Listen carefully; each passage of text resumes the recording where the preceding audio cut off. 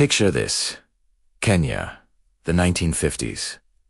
The rolling hills and fertile lands, once home to the Kikuyu people, are now dotted with European farms.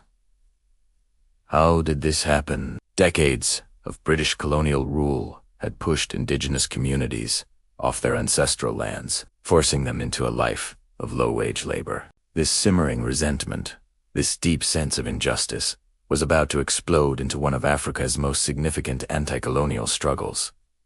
The Momo uprising, it all started in secret.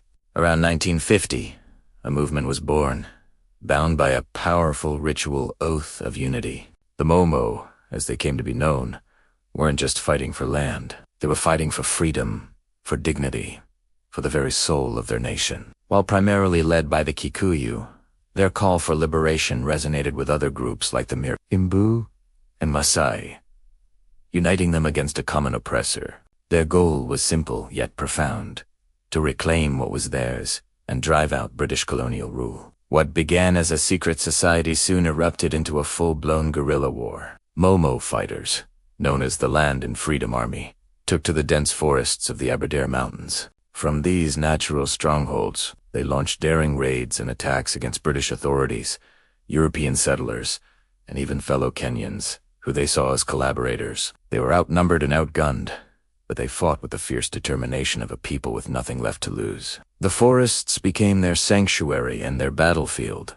The British response was swift and brutal. In October 1952, they declared a state of emergency, officially marking the start of a bloody conflict. To combat the estimated 20,000 Momo fighters, the colonial government launched a massive counter-insurgency operation. They brought in thousands of troops, employed divandral tactics, and waged a ruthless war in the forests. The British were determined to crush the rebellion by any means necessary, turning the Kenyan highlands into a theater of intense and violent conflict. One of the darkest chapters of this war was the system of detention camps. The British rounded up hundreds of thousands of Kikuyu, anyone suspected of having Momo's sympathies, and herded them into what were essentially concentration camps. They called it a rehabilitation program. But recent historical work has uncovered the horrific truth. Inside these camps, systematic torture, forced labor, and unspeakable abuses were rampant. It was a campaign of terror designed to break the will of the people and sever their support for the fighters in the forest. By 1960, the British military had managed to suppress the armed rebellion.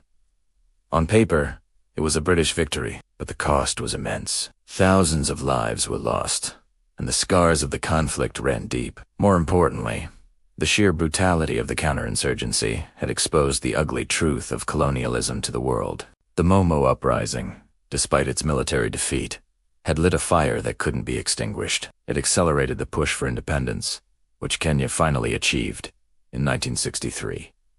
Today, the legacy of the Momo is complex and contested. For decades, their story was suppressed, but the veterans and survivors never stopped fighting for justice. In recent years, there's been a growing recognition of the atrocities they endured. The Momo uprising serves as a powerful reminder that the path to freedom is often paved with sacrifice and struggle. It's a story of resistance, resilience, and the enduring human spirit in the face of overwhelming oppression. Thank you so much for watching. If you found this story as compelling as I did, please hit that like button, subscribe to our channel, and ring the bell so you don't miss our next dive into history. See you in the next video.